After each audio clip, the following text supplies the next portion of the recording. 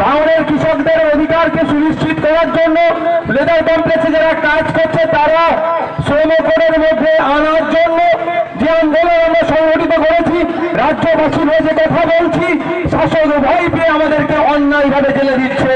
আমরা অন্যায়ের কাছে মাথা নত করবো না। কত জেল খাটাবে, কত মারবে, কত কেস দেবে, আইএসএফ এর গতিপথকে তারা আটকাতে পারবে না।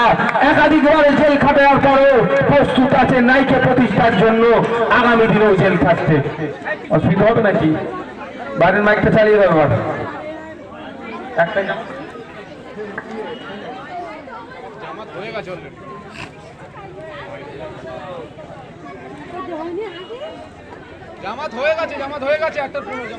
হ্যালো, বাইরের মাইক চালিয়ে দিয়েছে।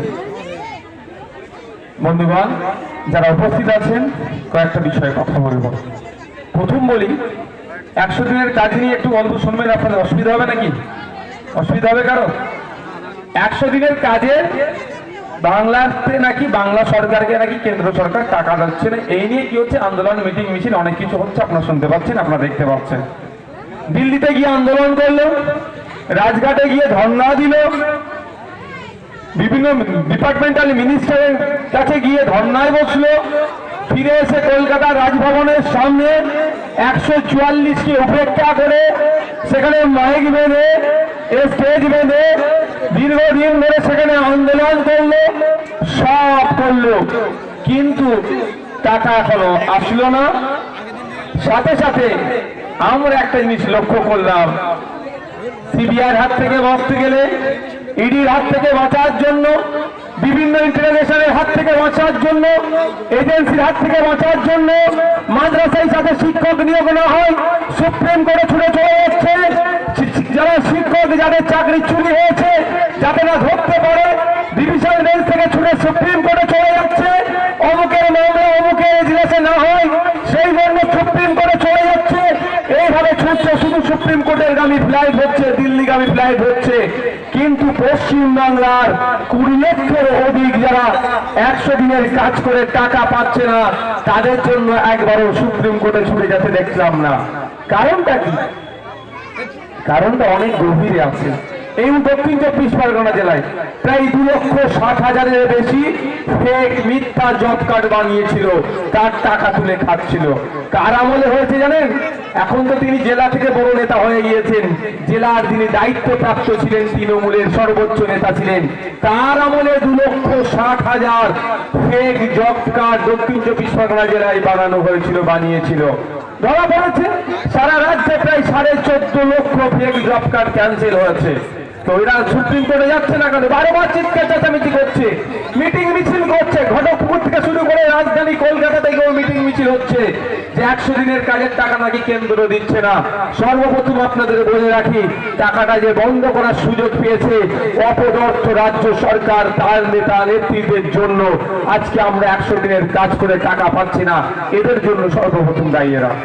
দ্বিতীয়, 100 দিনের কাজের টাকা নিয়েও কিন্তু কেন্দ্র সরকার নোংরা রাজনীতি করছে, এর বিরোধিতা আমরা করি, ধিক্কার আমরা জানাই।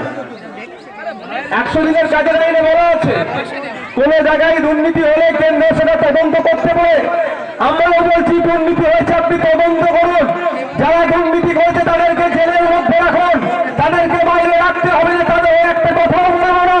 কিন্তু অপরপক্ষে দেখতে হবে আমাদেরকে 100 দিনের কাজের আইনের মধ্যে বলা আছে, যে ব্যক্তি কাজ করবে, কাজ করার 15 দিনের মধ্যে তাকে টাকা বুঝিয়ে দিতে হবে।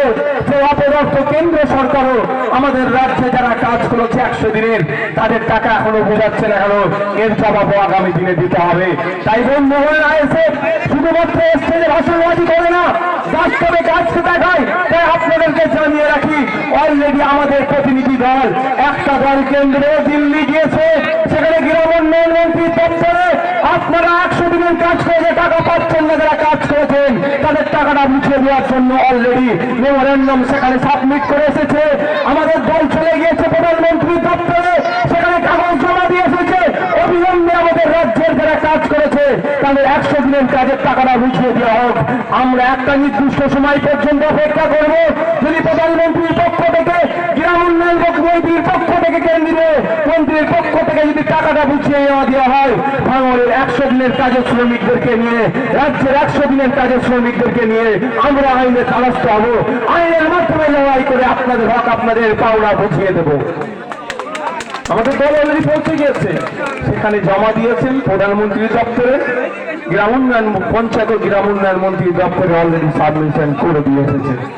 এ কাজে এসে পরে শুধু ভাষণবাজি, মিটিং মিছিল করে চুপ করবো না, কিন্তু তৃণমূল শুধু মিটিং মিছিল করছে, বলছে 100 দিনের কাজের টাকা দিচ্ছে না। বন্ধুগণ, দূরে কাছে যারা আছেন, অনেক বাধা বিপত্তিকে উপেক্ষা করে অনেকে এসে বসেছেন, অনেকে আবার ভয়ের কারণে আসতে পারেননি, কারণ আসলে তাদেরকে রুজি রুটিতে আঘাত দিতে পারে এই অপদার্থ শাসকের কিছু তোলাবাজ গুন্ডা মস্তান আছে। তবে তাদের এক কথা বুঝিয়ে দিতে চাই, তাদেরকে এক মাগে কিন্তু শীত যায় না। যারা আজকে আমাদের এই রক্তদান শিবিরকে ভুলণ্ডিত করার জন্য আমাদের যারা মানুষের কাছে গিয়ে হাত পেরেছিল যে আমরা একটা রক্তদান শিবির করছি, আপনারা কিছু দেবেন, কেউ একজনও কেউ বলতে পারবে না জোর করে তার কাছ থেকে টাকা চেয়েছে। যাই গিয়ে বলে কিছু, আমিও বলেছি যাবে, মানুষকে বলবে আমরা একটা সামাজিক কাজ করছি, মানুষের উপকার করছি, আমাদের টাকা ছাপানোর মেশিন নয়, আমাদের গরু চুরি করে বিক্রি করে গরু পাচারের টাকা নয়, আমাদের চাকরি বিক্রি করে টাকা নয়, আমাদের কাছে অবৈধ টাকা নয়, আমাদের যা বৈধ টাকা আছে আমরা দিচ্ছি, আপনারা যদি কিছু দেন আমরা রক্তদান শিবির করব। মানুষকে যেভাবে ভিক্ষার মতো করবে চাইবে, এটাও বলেছি, যে না দেবে হাসি মুখেও তার কাছে ফিরে আসবে, এ কথা বলা ছিল। কিন্তু দুঃখের বিষয়, শাসক আশ্রিত দুষ্কৃতীরা আমাদের দল কর্মীদেরকে মারধর করেছে, টাকা পয়সাও কেড়ে নিয়েছে। এবার বিল ফিল ছিল কিছু কেড়েছে, সে বিষয়ে সে মর্মেও আমরা আগামী দিনে আইনের দ্বারস্থ হব, কারণ সেই প্রক্রিয়া আমরা চালাচ্ছি। কিন্তু প্রোগ্রামকে বানচাল করার চেষ্টা করছে কেন? আচ্ছা, যারা প্রোগ্রামকে বানচাল করছে, এই রক্তদান যদি কখনো প্রয়োজন হয়, তারা কি ব্লাড ব্যাংকে গিয়ে বলবে যে আমি তৃণমূল করি, আমাকে তৃণমূলেরই রক্ত দাও? বললে একবারও? এটা আওয়াজ দিলে ভালো লাগে। বললে তারা কি বলবে আইএসএফ এর রক্ত আমার লাগবে না? তারা কি বলবে এই প্রাণগঞ্জের আইএসএফ এর যারা রক্তদান শিবির হয়েছিল ওখানকার রক্ত থাকলে আমাকে দেবে না? এ কথা বলবে না, বা বিরোধীদের রক্ত লাগবে না এটাও বলবে না। প্রয়োজন হলে তারাও ছুটবে রক্তের প্রয়োজন হলে, আর রক্তের প্রয়োজন হওয়াটাই স্বাভাবিক। রক্তের ক্রাইসিস এখন দেখা দিচ্ছে, যে পরিমাণ রক্তের প্রয়োজন আছে সেই পরিমাণ রক্তের জোগান নয়। ফলে যারা মুমূর্ষু রোগী, যারা বিভিন্ন রোগে আক্রান্ত হয়ে আছে, যাদের বড় বড় অপারেশন আটকে আছে রক্তের অভাবে, যাদের বাড়িতে থ্যালাসেমিয়া রোগে আক্রান্ত শিশু থেকে বড়রা আছে, যাদের প্রতিনিয়ত রক্তের প্রয়োজন হয়, তারাই বলতে পারবে ডাক্তার এখন কি ক্রাইসিস দেখা দিচ্ছে।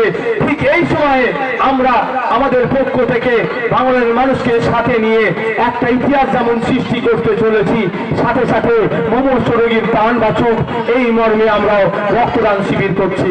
কিন্তু দুঃখের বিষয়, সেই রক্তদান শিবিরগুলোকে ভুলণ্ডিত করার জন্য, বন্ধ করে দেওয়ার জন্য নানা রকম অপচেষ্টা চালাচ্ছে। কখনো মারধর করছে, কখনো যে জায়গায় করতে ইচ্ছা করছে সেই জায়গায় করতে দেওয়া হচ্ছে না। ফলত গ্রামের মধ্যে, পাড়ার মধ্যে, বাস্তবের মধ্যে ঢুকিয়ে দাও, আমাদের প্রোগ্রামকে ছোট করে দাও, এই অপচেষ্টা চালাচ্ছে। আচ্ছা, এতে করে লাভটা কি ওদের হচ্ছে? লাভ তো, ক্ষতি তো সমাজের হচ্ছে, ক্ষতি তো সমাজের হচ্ছে। জাগলগাছিতে ডিস্টার্ব করেছে, ওখানে ধন্যবাদ জানাই জাগলগাছি অঞ্চল কমিটিকে। যদি নারায়ণপুর ওদেরকে এই প্রাণগঞ্জ যেটা সহযোগিতা করেছিল মানসিক ভাবে, তাদেরকে ধন্যবাদ জানাই জাগলগাছির মা বোনেদেরকে, তারা এগিয়ে এসেছিল অত বাধাকে উপেক্ষা করে ওখানে 126 জন রক্ত দিয়েছে। আজকে এখানে বাধাকে উপেক্ষা করে 200-র উপরে রক্ত দিচ্ছে। কিন্তু আমার প্রশ্ন একদম, রক্তদান শিবির করলে মানুষ উপকার হবে, মানুষ উপকৃত হবে। তৃণমূল কংগ্রেস বলছে মানুষের উপকার করবো, আইএসএফ বলছে মানুষের ভালোর জন্য এসেছি, তাহলে রক্তদান শিবির করলে এত অশান্তি কেন?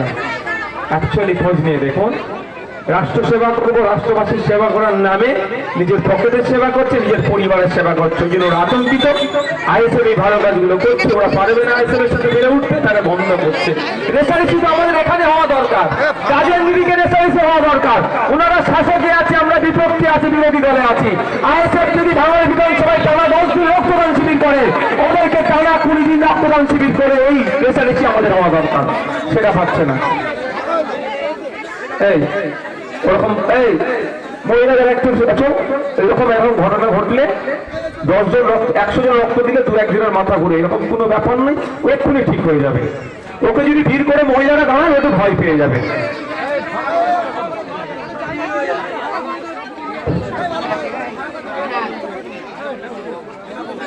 আর সবার কথা বলার দরকার নেই, সবার কথা বলার দরকার নেই। ডক্টর আছে, ডক্টরটা বুঝে নেবে। আমরা যারা সাধারণ মানুষ, আমরা ডক্টর নয়।